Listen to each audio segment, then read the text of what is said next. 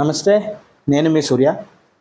Last వీడియోలో మనము demand for constitution assembly గురించి మనం మాట్లాడుకున్నాం. అంటే ఎవరెవరు కాన్స్టిట్యూషన్ అసెంబ్లీ కోసం డిమాండ్ చేశారనేటువంటి విషయాన్ని మనం లాస్ట్ వీడియోలో చెప్పుకున్నాము.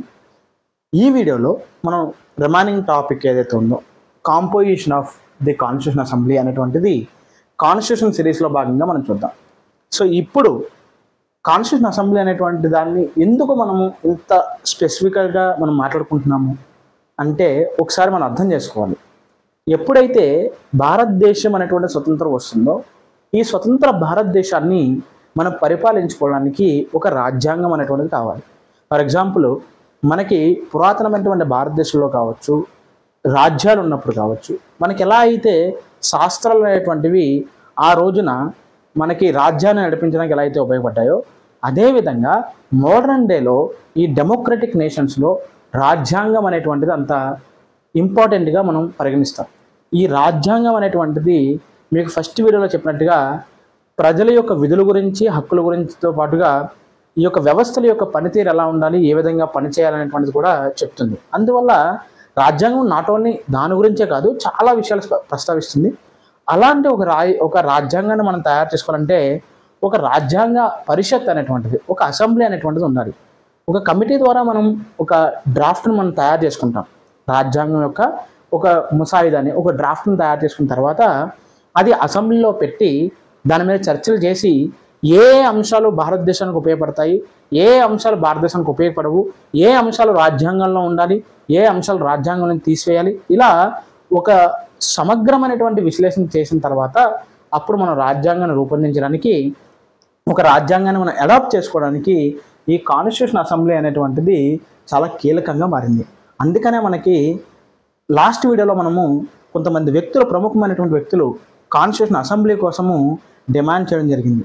ఆ తర్వాత మనం చూసాము ఆగస్ట్ ఆఫర్ ద్వారా బ్రిటిష్ ఇండియా అనేటువంటి దాన్ని ఒప్పుకోవడము, క్యాబినెట్ మిషన్ అనేటువంటి దాన్ని ఏర్పాటు చేసి కాన్స్టిట్యూషన్ అసెంబ్లీ అనేటువంటిది ఏర్పాటు చేస్తామని వాళ్ళు మాట్లాడడం జరిగింది. ఇప్పుడు తర్వాత జరిగినటువంటి పరిణామాలు ఏంటనేటువంటి చూద్దాం. సో తర్వాత ఎప్పుడైతే క్యాబినెట్ మిషన్ అనేటువంటి ద్వారా ఈ రాజ్యాంగ పరిషత్ని ఏర్పాటుగా ఒప్పుకున్నారో 1946లో సిఏ అంటే కాన్స్టిట్యూషన్ అసెంబ్లీ అనేటువంటి దాన్ని కాన్స్టిట్యూట్ చేశారు, అంటే ఏర్పాటు చేశారు. ఈ యొక్క కాన్స్టిట్యూషన్ అసెంబ్లీ అనేటువంటిది 1946లో ఏర్పాటు చేస్తే మనకి ఈ యొక్క ఫస్ట్ మీటింగ్ అనేటువంటిది ఎప్పుడు జరిగిందని అంటే December 9th, 1946న ఈ యొక్క మొట్టమొదటి సమావేశం కాన్స్టిట్యూషన్ అసెంబ్లీ యొక్క సమావేశం జరిగింది. ఈ యొక్క సమావేశం అనే దాన్ని ముస్లిం లీగ్ అనేటువంటిది బాయ్కాట్ చేస్తుంది.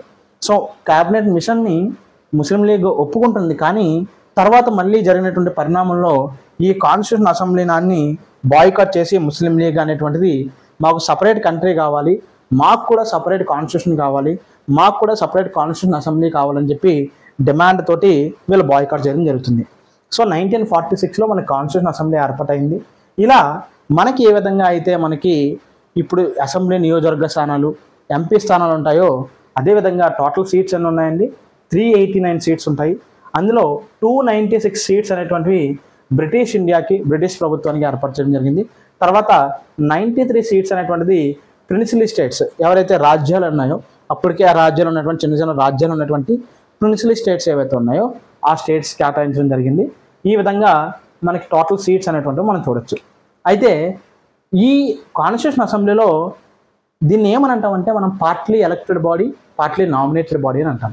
ఎందుకనంటే ఈ 296 మెంబర్స్ ఎవరైతే ఉన్నారో వీళ్ళందరూ త్రూ ఎలక్షన్ ద్వారా ఎన్నుకోబడినటువంటి వ్యక్తులు అని చెప్పొచ్చు. అంటే కాన్స్టిట్యూషన్ అసెంబ్లీలో 296 మందికి కూడా 296 స్థానాలకి ఎన్నికలు జరిగితే అందరూ పోటీ చేస్తారు. పోటీ చేసి గెలిచినటువంటి వాళ్ళు కాన్స్టిట్యూషన్ అసెంబ్లీకి వెళ్తారు.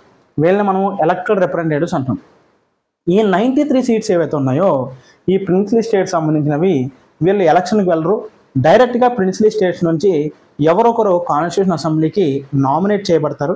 అలా దీన్ని ఏమంటామంటే నామినేటెడ్ బాడీ అంటాం. సో కాన్స్టిట్యూషన్ అసెంబ్లీ అనేటువంటిది partly elected and partly nominated body అని మనం గుర్తుపెట్టుకోవాలి.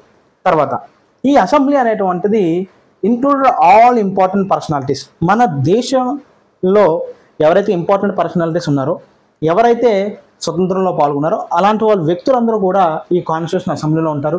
మనం ప్రముఖంగా అంబేద్కర్ గారి దగ్గర నుంచి, నెహ్రూ గారి దగ్గర నుంచి ఇలా చెప్పుకుంటూ పోతే అనేక మంది ఉంటారు.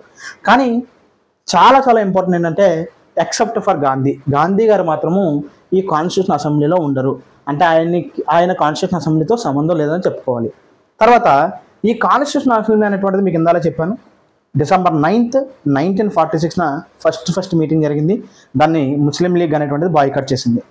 తర్వాత ఈ కాన్స్టిట్యూషన్ అసెంబ్లీ కూడా ఇప్పుడు మనకి అసెంబ్లీలో పార్లమెంట్లో ఏ విధంగా అయితే స్పీకర్ ఉంటారో ఆ విధంగా ఒక ప్రెసిడెంట్ని కూడా మనం ఎన్నుకోవాలి కదా. సో అలా ఒక టెంపరీగా ముందుగా సచ్చిదానంద సిన్హా అనేటువంటి వ్యక్తిని మనము ఈయన ఒక టెంపరీ ప్రెసిడెంట్గా ఎన్నుకోవడం జరిగింది. ఎందుకు టెంపరీగానే ఎన్నుకున్నామంటే ఇది ఒక ఫ్రెంచ్ దేశంలో ఉన్నటువంటి ఒక ప్రాక్టీస్ని మనం తీసుకుని ముందుగా ఒక వ్యక్తిని ఎన్నుకుని ప్రెసిడెంట్ చేసి అతని ద్వారా ఈ ఎన్నుకోబడినటువంటి సభ్యులు నామినేట్ చేయబడినటువంటి సభ్యులతోటి ప్రమాణ స్వీకారం చేస్తారు.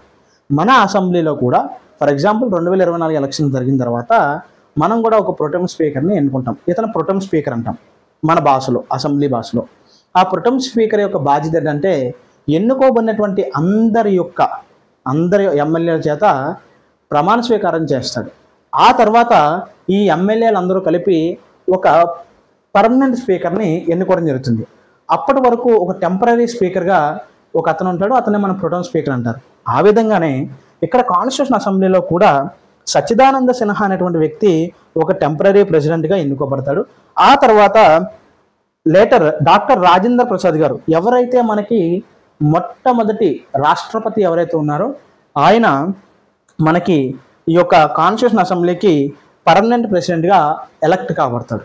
సో ఇవన్నీ కూడా మనకి తర్వాత జరిగినటువంటి క్యాబినెట్ మిషన్ తర్వాత జరిగినటువంటి అంశాలు. దీని ద్వారా ఏమవుతుందంటే ఇక్కడ నుంచి రాజ్యాంగం అనేటువంటిది రచించడం మొదలవుతుంది. సో డాక్టర్ బిఆర్ అంబేద్కర్ గారి తోటి ఒక కమిటీ, ఆయన చైర్మన్గా ఒక కమిటీని ఏర్పాటు చేయడం జరుగుతుంది. తర్వాత మన డ్రాఫ్టింగ్ అనేటువంటి జరుగుతుంది. అనేకమైనటువంటి చర్చల తర్వాత ఒక మంచి రాజ్యాంగం అనేటువంటిది భారతదేశానికి అందించబడుతుంది. సో నా వీడియోస్ మీకు నచ్చినట్టయితే లైక్ చేయండి, షేర్ చేయండి, సబ్స్క్రైబ్ చేయండి.